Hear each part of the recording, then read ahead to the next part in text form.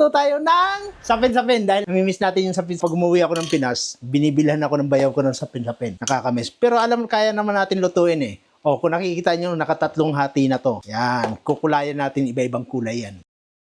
Okay. Dalawang kulay lang. Kasi ito isa, talagang puti lang eh.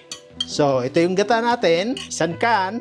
Lagay ko rin lang dito. Tapos yan. Hatiin natin dito sa tatlo. Okay, ano po.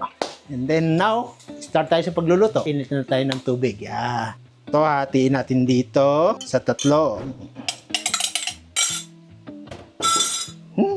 May kanya-kanyang stick yan para hindi magsama.